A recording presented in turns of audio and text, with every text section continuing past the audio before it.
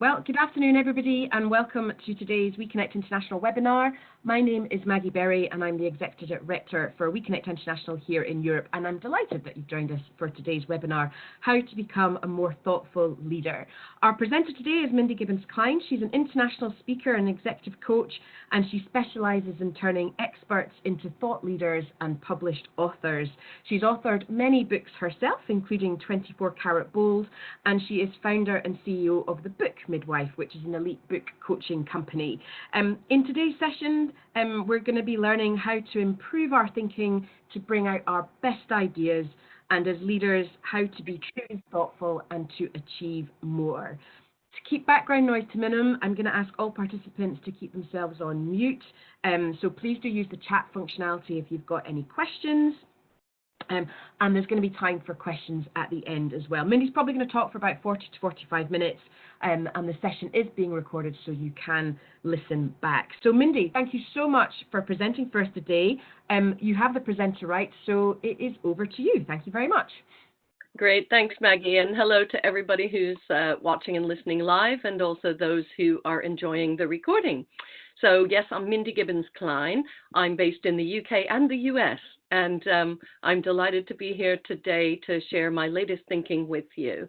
This is going to be a theme that comes up, sharing your thinking. So if you're taking notes and you only have time to write one thing, that's really what you want to write. There's a whole lot of talk about marketing, promoting yourself, raising your profile, and when you share your thinking, you get to do all of that fun stuff, but that's the output. What the input is the thought that you put into your communications. That's one-to-one, that's in a group, that's written, that's spoken, that's live, that's recorded. And it occurred to me a few years ago, after working quite a while in the area of thought leadership, that not all thought leadership had enough thought going into it. So I don't know if that makes any sense to you, or if you've noticed that there's a proliferation of content and what some people call thought leadership, and some people even calling themselves thought leaders. I did another webinar for WeConnect last year, almost exactly a year ago, where I spoke about that. And it's fine, you know, it's great. We need thought leadership, but what we need is real thought leadership, not just content that people try to elevate by calling it thought leadership, and certainly not, how shall we call it, self-proclaimed gurus and thought leaders. If I ever see anybody's LinkedIn profile and it says thought leader on it, I cringe, because everybody knows that we do those ourselves, as well as our bios, our introductions, you know, when we write stuff. So let's do the work, and let's let other people call us thought leaders. And the real trick is by focusing on your thinking, excuse me, and being more thoughtful. So right, this is where we start to talk about the trends in the market. So all of this stuff is great. As I say, profile raising, very important. Apologies, it's 7 a.m. here in New York, and I said, yes, I'll do it. And I was like, wait a minute. It's also Black Friday, and I'll get back to that in a minute about being thoughtful when things like this come up. So, you know, this is my bio slide, and it's like, oh, look at me. Isn't this great? This is the output of a whole lot of work, and I'm sure you can do a slide like this for yourself, whether you're running your own business or whether you're employed. There's probably a slide that you could do that showcases a lot of your best stuff: media, attention, awards, whatever, memberships, achievements, and that's fine. But what is going to sustain you and your business and your brand is the continuous thought and the continuous raising of your standard of thinking. So that is more important than all of these things, all of these trappings, shall we say. And I show this, so that you can see how I looked with slightly shorter hair, which is going to be cut on the 3rd of December for a charity effort. And also so you can just see different ways of presenting yourself and what's possible. So, but you know, there's plenty of ways in which people can find out about you. You don't always have to boast or brag. actually, before I move on to the next slide, I just want to address that point. Most people who are participating live, and I presume listening to the recording, are women. And WeConnect International is all about helping female entrepreneurs, and that's what we're doing. So we really want to encourage women to promote themselves in the right way, and that's a huge point. So if you are a female and you're thinking, oh, I don't want to do this, I don't want to promote myself, just be aware that you have to do some self-promotion of some kind.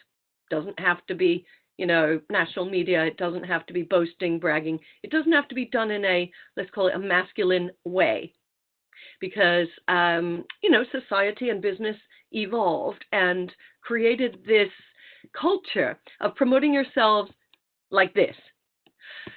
When we promote ourselves, hey, look at me, I've got to the top of this mountain, and I'm getting all the attention. Actually, if you look at this, this is a cartoon from my first book on thought leadership, 24 Karat Bold. I love this particular cartoon. He just happens to be male, because we women can do this as well. And he's standing there like, look at me, listen to me, but is anybody looking or listening? No. And that's the interesting thing. There's no guarantee who will listen to you. So you can put whatever you want out there, but you can't guarantee the response. And I'm sure you found this out for yourself. So I've done many promotions over the 17 years I've run my businesses. And some people really latch onto them and they love them. Others, I put a lot of effort and time and even money, Facebook ads, pay-per-click, and then it doesn't do what I think it's going to do. So there's no guarantee. And so it's not about climbing to the top of the mountain, shouting louder or shouting more, because unfortunately, people really are sick and tired of all the noise. Just think about yourself. Are you sick and tired of seeing a lot of people and hearing a lot of people saying a lot of things that don't make a lot of difference, that don't add a lot of value? That's another key word that drives everything I do, everything we do in my businesses, and everything that I teach my clients. You must always be thinking about that value that you're adding. I suggest you think about the value you're adding, and not just what you're doing, saying, producing, not just what your company does, not just what you do if you're in an organization. It's always about value, because in the end of the day, that's the only thing that people are going to buy. So just let that sink in for a moment, and don't do this next thing that has become a trend. Don't produce stuff just for the sake of it. Don't produce what we call throwaway content. I feel really, really bad about this slide, because it's books that are being thrown. And as Maggie says, I do run a couple of book businesses. We help serious entrepreneurs and thought leaders to plan, write, and publish their books. And I would hate it if it ended up in a slush pile or a rubbish pile or, the dump. But think about it. If you produce something that doesn't add a lot of value or any value, then don't you think people have the right to throw it? Really? So if you send an email or you do a blog post or you do something and it's just noise, people will delete it. But even if you produce something really expensive and really high quality, and of course when you print a book it costs money, but if it's not adding value to someone's life or business, they have the right to do what they want with it. They have the right to stop reading it. They have the right to throw it across the room, which I've done when I've seen and read books and I'm thinking, this is a waste of time. I'm not enjoying this. It's not been edited properly. I have a lot of patience for book authors and a lot of respect for people who do it properly. But this is a metaphor, by the way. If you remember this slide and you can get the emotion going for yourself, how would it feel if you took time, effort, and maybe money and produced something and then people just threw it away and didn't pay any attention? Remember, it's their right. It's their right not to listen to you. And flip this, of course. It's your right not to listen to someone else. We'll get back to that in a little while. But when you are putting something out there, you don't want it to just add to the noise. And unfortunately, a lot of people don't know how to do that. So here's a phrase that I'm sure you've heard, and I like it because in this context, it's really going 180 degrees the opposite way from what has been happening. Less is more. I'm sure you've heard it, but have you thought about it recently in your business and promoting your business? When I say business, by the way, if you're in an employed position, if you're a manager or leader in a company, think of it as your business, because I'm quite entrepreneur biased, and I'm probably going to say that a lot. So when I say business, I mean your business, your brand, you sort of promoting yourself as well as your services. So think about that in your business. This is not something that you want to take lightly. You don't want to just add to the noise, I believe, and therefore it's worth doing less and having everything that you do have more impact. So less can be more. Not necessarily. Sometimes less is less. Sometimes, people hardly do anything, and then even when they pop up, it's not that impactful. But at least being focused on that and not just churning stuff out. There's a lot of social media people I know, and we work with them and we employ them in my companies, and we have to have the discussion very early on about this. The minute they start saying, do you want 3 blog posts a week?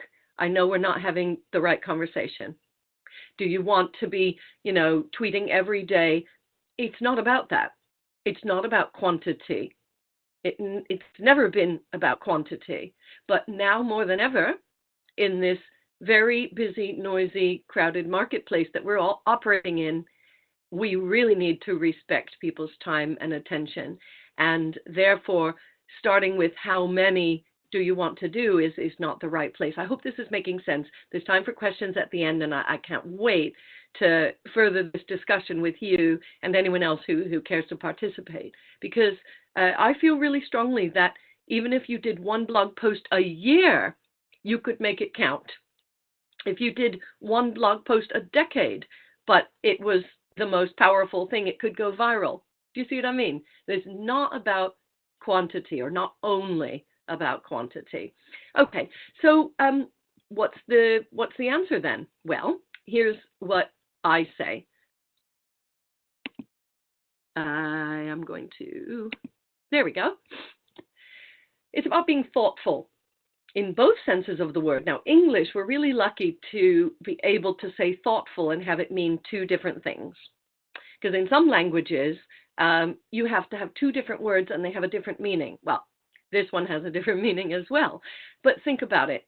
Being thoughtful, pensive, putting thought into something, that's one sense. And being thoughtful, like, oh, that was so thoughtful, he thought of me. That's the other sense. It's the same word. And the root of it is the same. Sorry, I'm a bit of a language nerd. So bear with me for 1 second while I have you consider the root. Did you get what I did there? So it's about consideration. Considering something for a bit longer than most people would, or a bit longer than you would. And considering and having consideration for someone else. So it's just about sitting with, which is what it means. It means sitting with. I love it. You sit with something. I need a cartoon for this slide as well, but you can picture, right? Just sitting quietly, maybe in the lotus position, meditating. You don't have to do that, by the way. That's just one way. But just sitting with something, as I said, a bit longer than most people would and a bit longer than you might be used to doing. That's what being thoughtful has to do with. When I see things being churned out without much thought, I feel a bit sad and a bit mad. As I said before, it's wasting people's time and attention, and it's wasting money and everything else. But when I see thoughtful campaigns, services, when I see thoughtful blogs, social media posts, when I hear thoughtful content and delivery from someone on stage, I feel really happy. I feel like our society is being elevated in some way. Ask yourself, would you like to be part of that elevation? We as women have a huge opportunity because there is a focus on us now. And, some people get annoyed because there's, we seem to be overcompensating. And I say, great. I say, let's take this opportunity while the spotlight is on equality for women and making sure women are getting heard and seen. Let's take that opportunity and really leverage it. So in order to do that, I believe you need to take a step back and sit with some ideas and play with some ideas. And I've got, some of my ideas for you on how to do that. And then you can maximize that opportunity. This is an unprecedented time in our society. It's the opportunity itself is evolving all the time. New platforms that you can't even imagine will become available. I remember a time before Facebook, LinkedIn, and Twitter.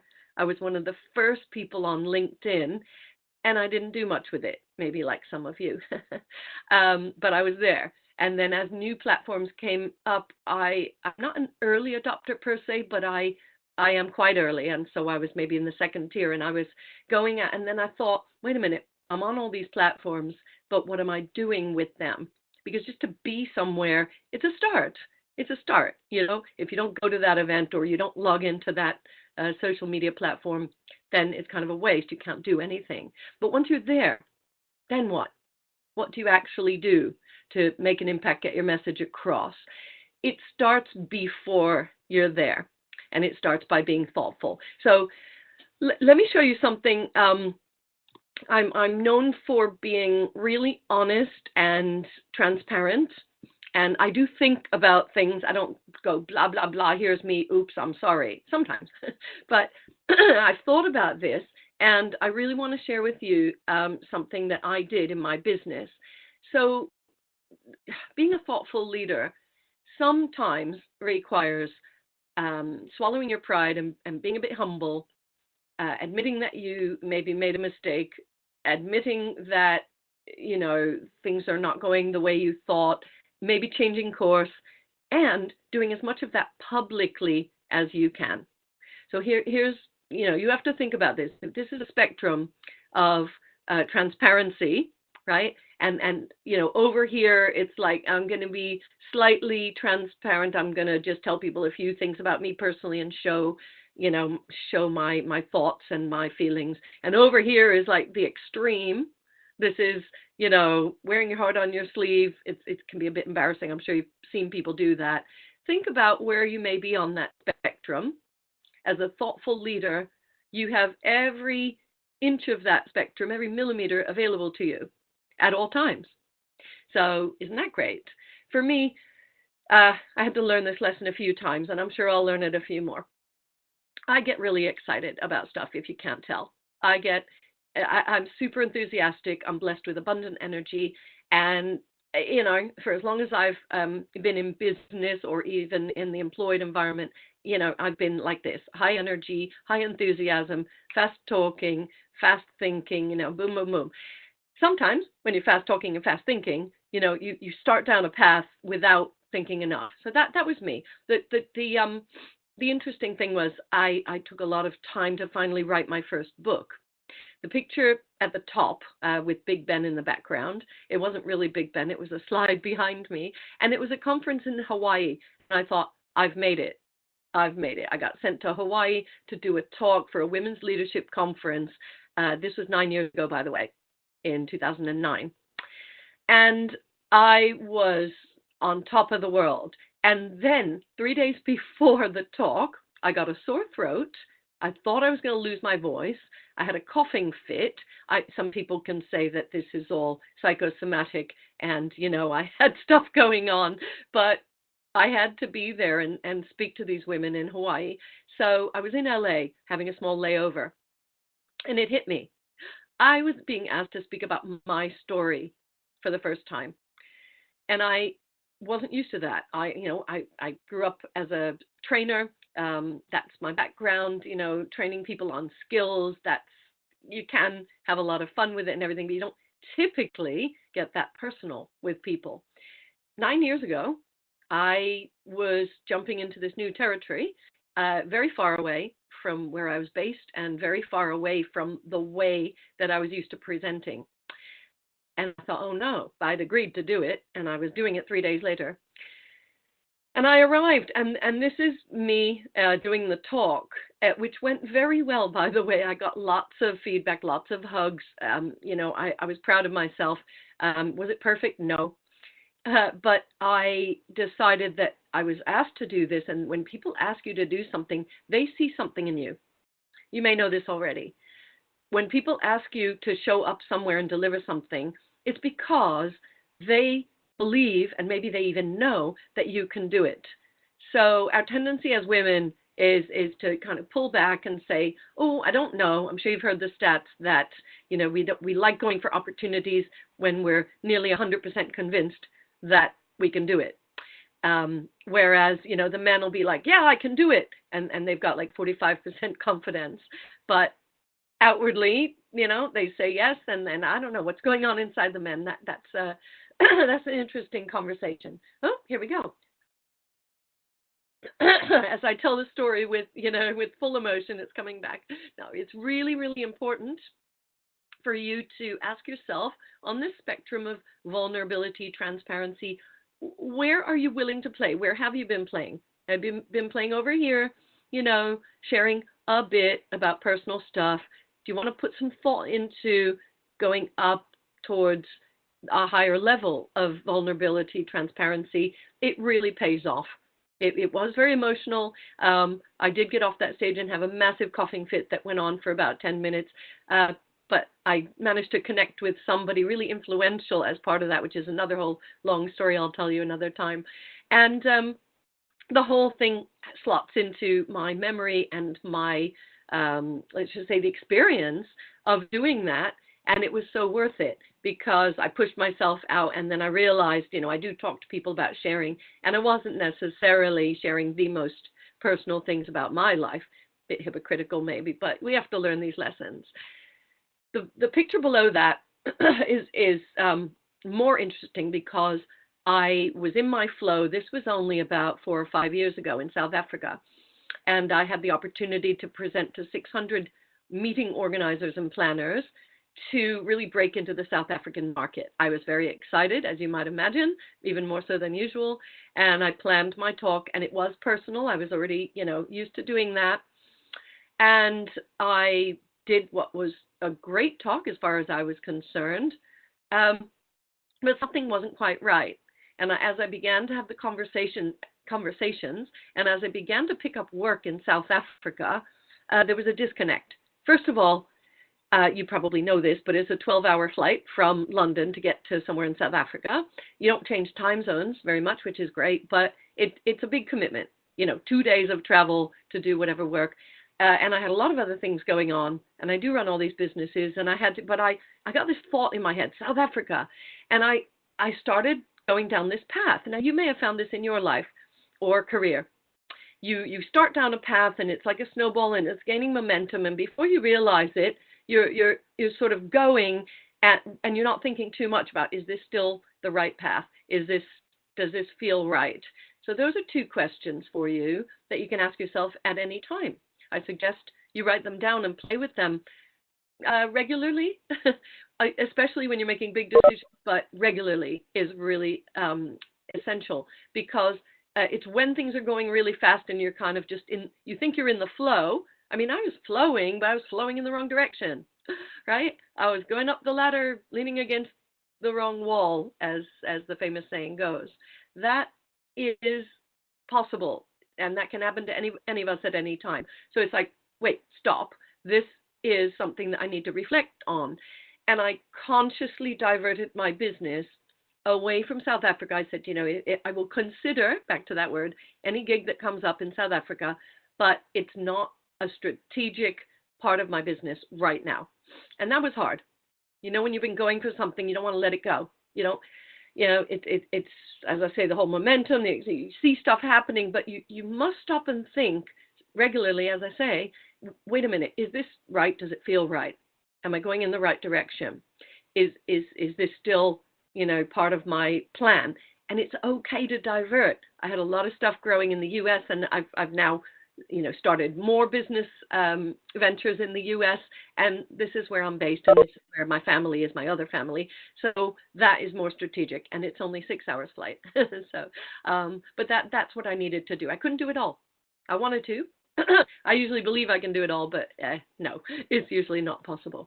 So how do you decide on these things, these big strategic things? How do you decide what to write, what articles, books, and blogs to write, where to speak? How do you decide on all of this, and how do you get it all done? Well, what happens is a lot of people think, well, let me just get some things going in the background. I had a client yesterday who said, oh, social media, yeah, I've got 3 platforms covered with Meet Edgar. Now, Meet Edgar, Hootsuite, Social Oomph, and other kind of scheduling platforms are useful. They are useful, but just saying, right, I'm going to tick that box. That's done. I'm covered, she said. And the red flag went up. I was like, what do you mean you're covered? It's not about being covered when you're on social media and when you're writing and speaking and presenting thought leadership. It's not about tick, I'm covered. So think about that. I'd love to have a discussion about it, but this is what she was trying to do. She was trying to outsource her thinking, and a lot of us do that. We say, right, I'm going to get somebody to do my social media. By the way, the little Twitter symbol means that you can tweet this as long as you give credit to @MindyGK. That would be the nice thing to do. I believe really strongly that we shouldn't, and we actually can't, outsource our thinking. We can put some plans in place, outline content, train people up to the way we speak, our voice, and get help.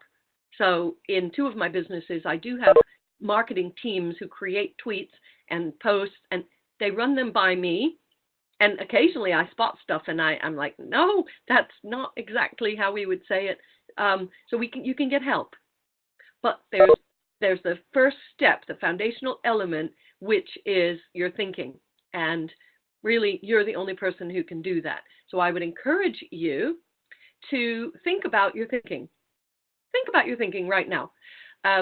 We don't tend to think about it. And how much thought and consideration are you putting into this stuff? If you want to build your business and build your brand, if you want to have a high profile for yourself, your business, if you want to get yourself to that next place or get that next client, it may require some different thinking if things are not happening the way you want.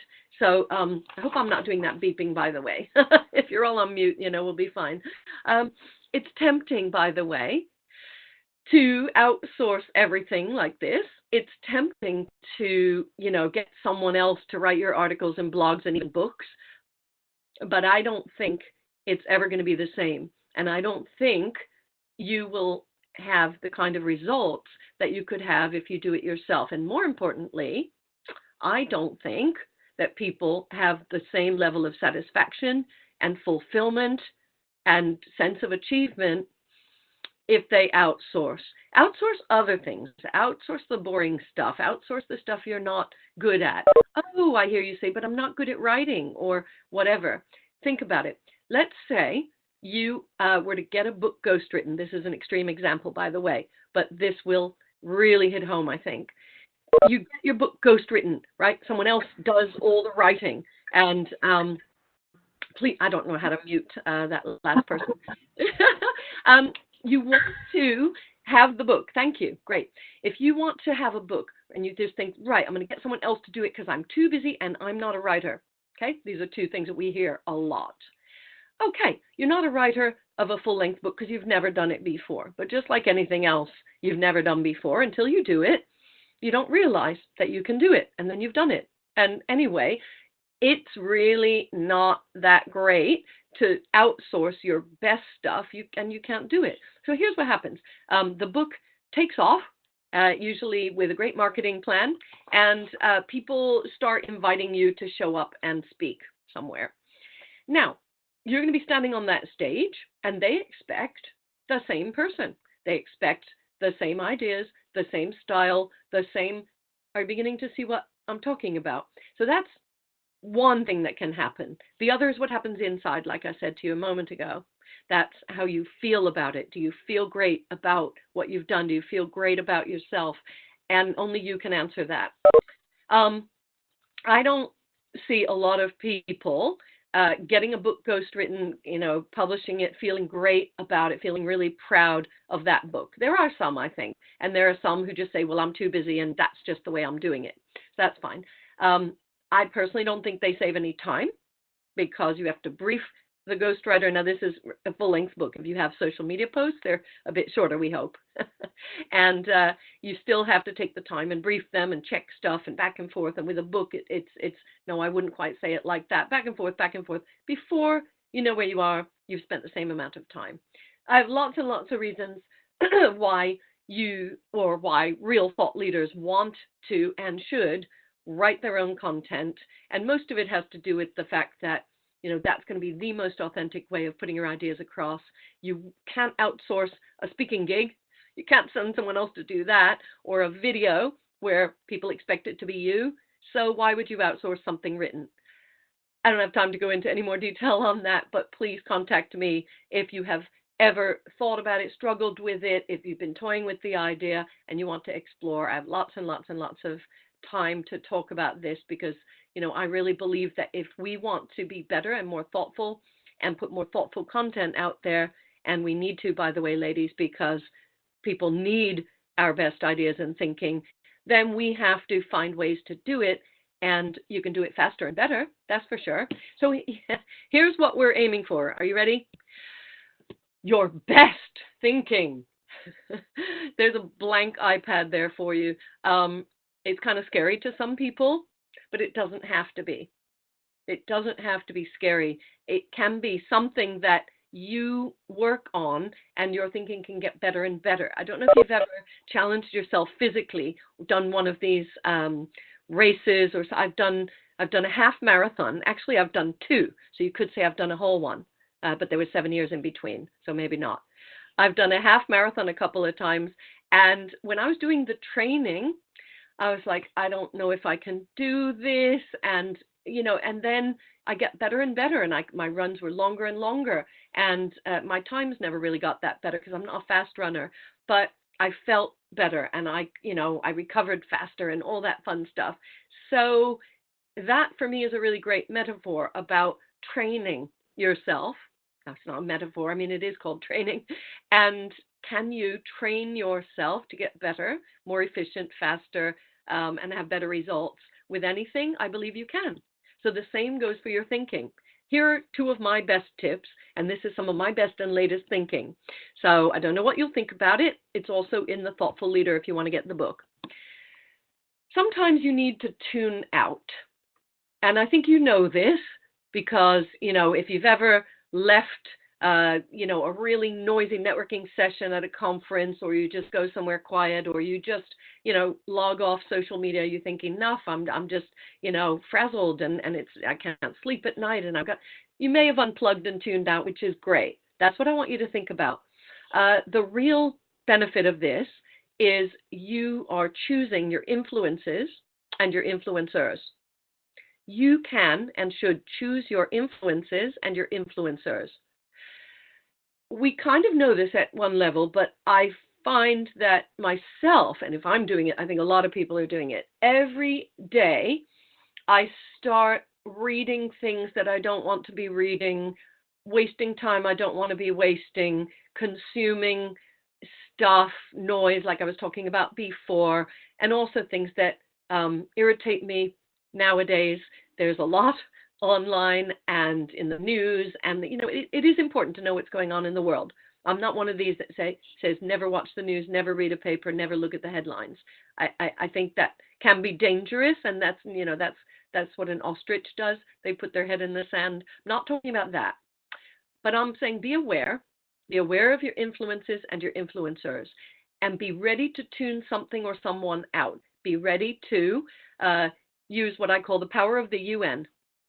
So that's unfollow, unfriend if necessary, unplug, unsubscribe. We've got this power and we don't always use it. Oh, I don't want them to know that I've unfriended them. Fine, unfollow. They'll never know.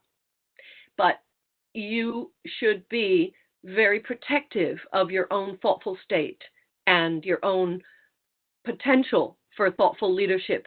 And the more you consume stuff and noise and things that don't add value, the less creative you will be, the less fulfilled you will feel, and possibly the less impactful content and products you'll produce.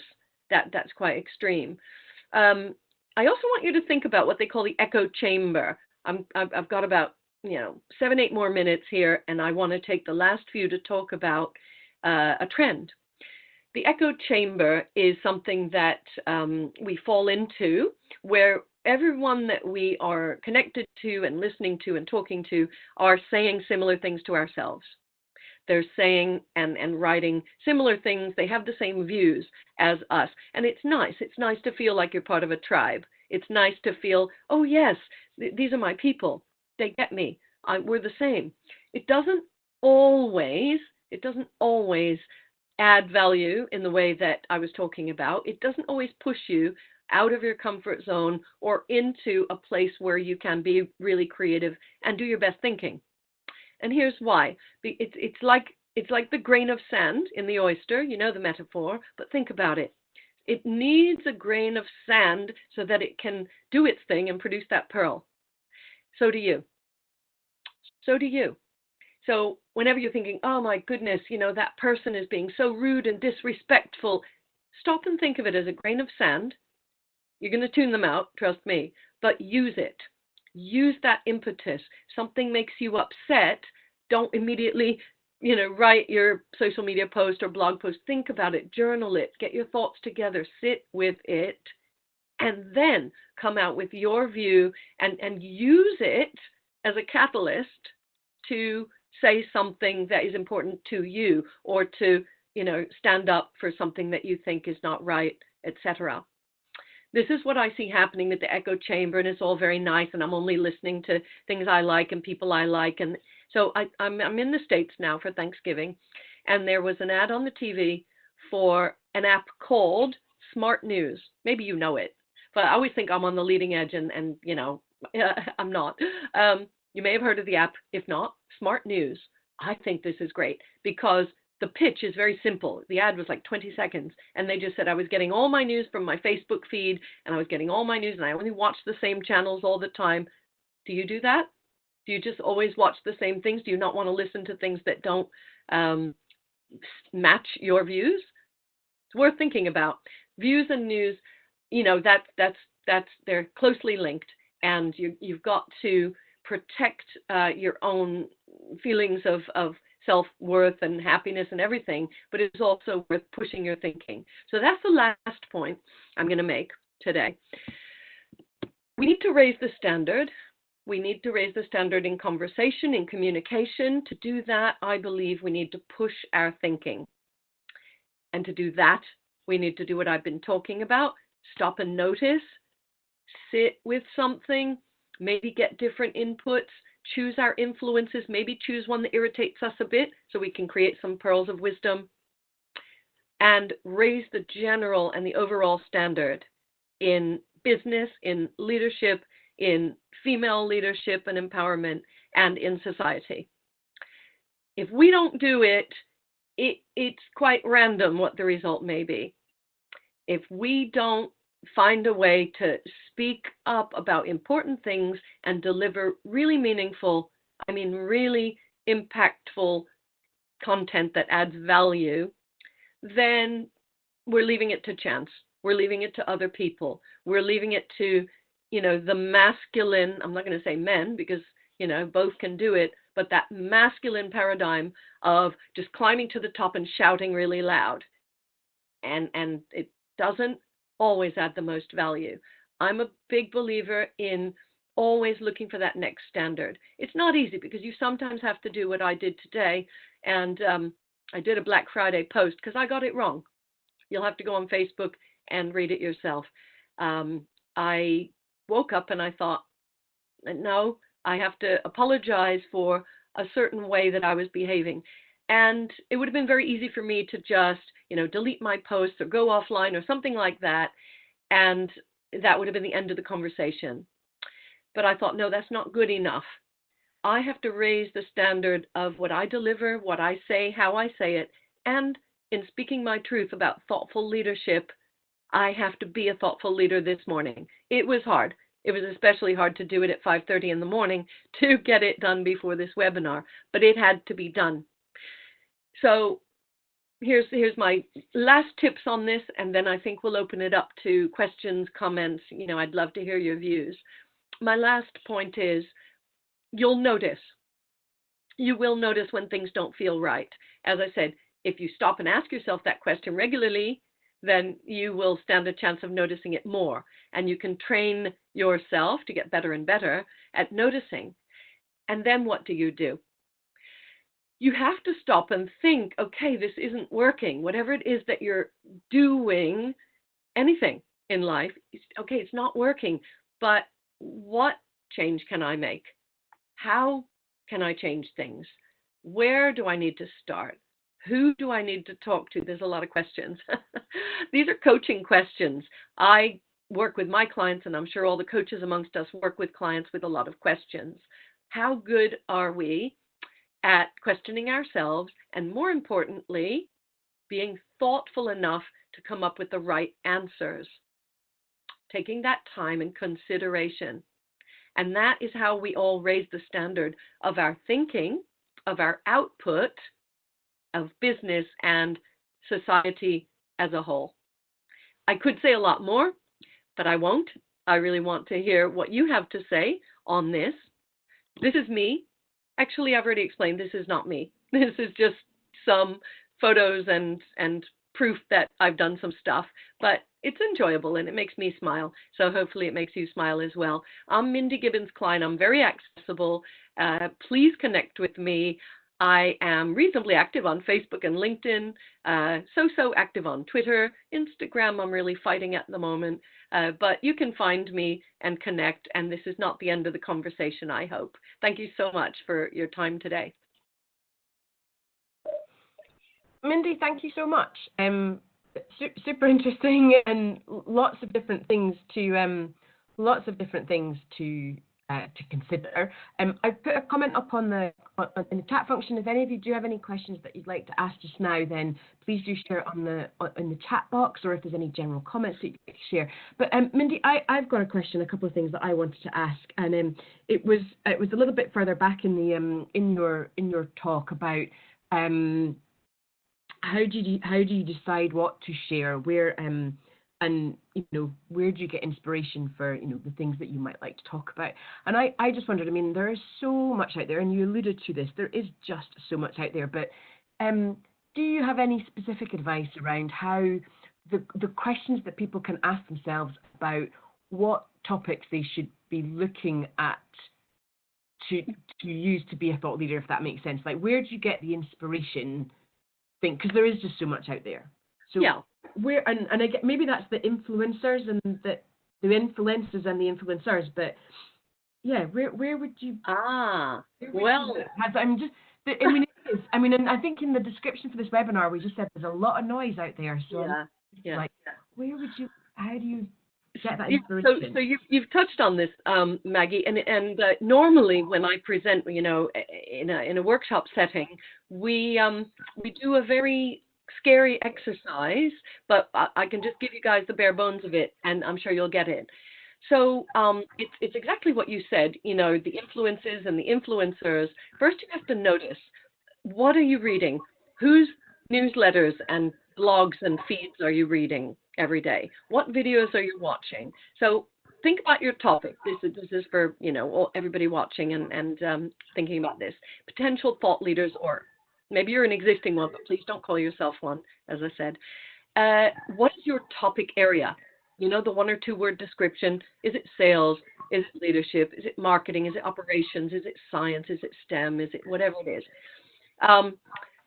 Who are you listening to, and what are you consuming of all the other people who are writing about that area?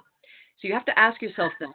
And then you have to be willing to tune it out or even turn it off, even temporarily, because when you continue to operate, that's the echo chamber, you continue to operate in that area, several things happen. One, you don't realize, but everybody's sort of regurgitating the same thoughts. And so it makes you less creative.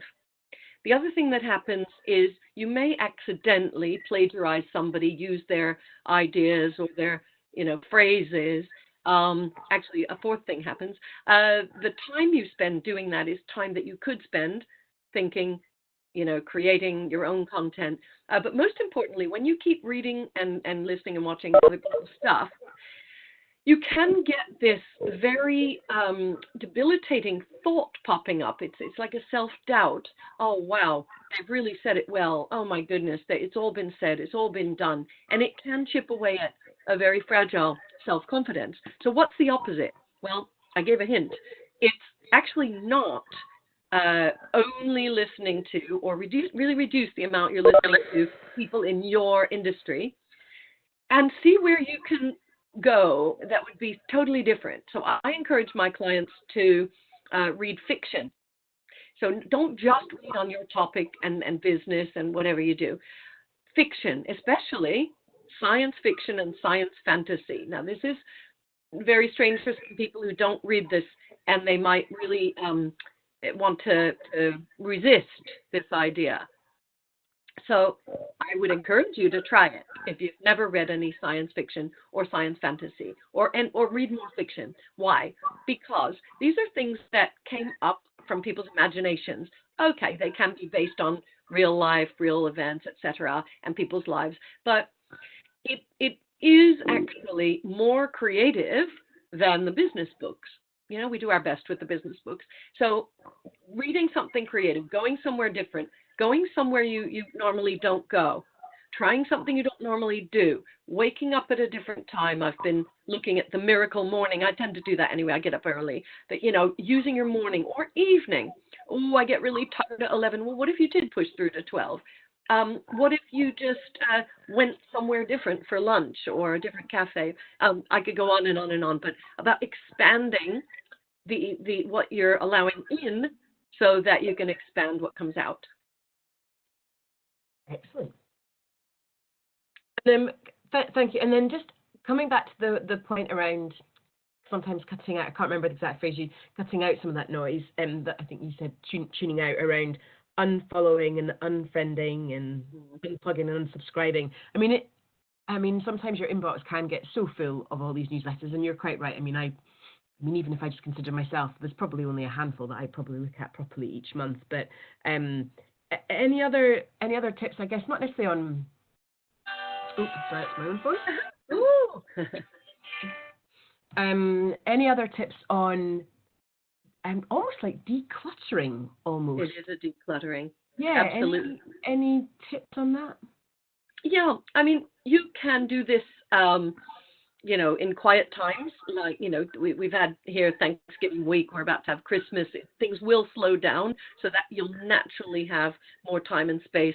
Just naturally you won't get as many emails that week, but it's doing it consciously.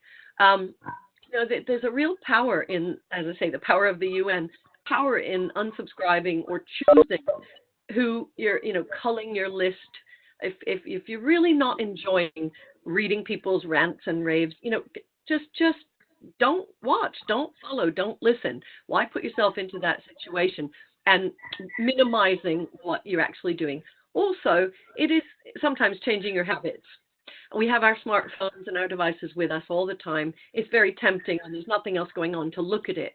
I was in a meeting last week, and I saw the phone was on the table, and I saw the person I was with. Their hand was going to go to it. It was almost like a nicotine addiction or something. And they were just so used to, let me check, and it's just that constant bombardment. And chances are you're going to see something that doesn't add a lot of value to your life, but it does take you off focus. And certainly, if you're in a conversation, that's a no-no. But some people do it anyway. The phone has buzzed. I have to look. Do you? Are you one of Pavlov's dogs? Sorry, that's one of my pet peeves, is people just hearing a ping, a ding, a buzz, and responding or reacting, and without thinking, obviously. Yeah. That can be a simple way to change. Put the phone not only on silent, but take the buzz off. Turn it off. Put it on airplane mode. These are just some quick ideas. Great, thank you. Well, I mean, I don't think there's any questions that have come through in the chat box. I have asked a couple of times. I don't know if anybody does have a question, then please do ask it now. A couple of nice comments coming through. How very inspirational, and really enjoyed your talk. And yeah, you covered a lot of different things in a short moment. And I mean, these webinars are designed like that. You know, it's meant to be a high level snapshot of a topic. But as you said, if people would like to find out more, they can. Well, they can look at 24 Karat Bold or the Thoughtful Leader, and as I say, they can follow you on Twitter. You've got a couple of handles. Which one would you recommend? I saw there's the @MindyGK and there's the @Book Midwife. Well, I do use both, and I put @MindyGK at the beginning and @Book Midwife at the end. @MindyGK, I really do keep that clean, and it's about thought leadership, and it's where we post all the stuff about my books, and so it's not about writing and publishing books. Is about my content and my books, and other thought leaders out there. But Book Midwife is particularly about books. So follow both, and connect with me on both. I follow back, and I'm very interested in having discussions on both. So I found a way, I feel, to bridge these topics that are interesting, and I don't like doing just one thing. So it's both. Great. Well, thank you so much. Well, I'm just going to pass on my thanks to you from WeConnect International, and from everybody who's dialed in, and for everybody who'll be listening back to this recording. But thank you so much for sharing this with us. We will send around a follow-up email with some links to the books and all of that kind of good stuff. But Mindy, thank you so much, and thank you for getting up so early the day after Thanksgiving to present for us. That's very, very much appreciated. And yeah, and I will look forward to seeing some of the results amongst our women businesses about everybody looking to be a more thoughtful leader. So thank you very much. Thank you. My pleasure. Brilliant. Thanks, everybody.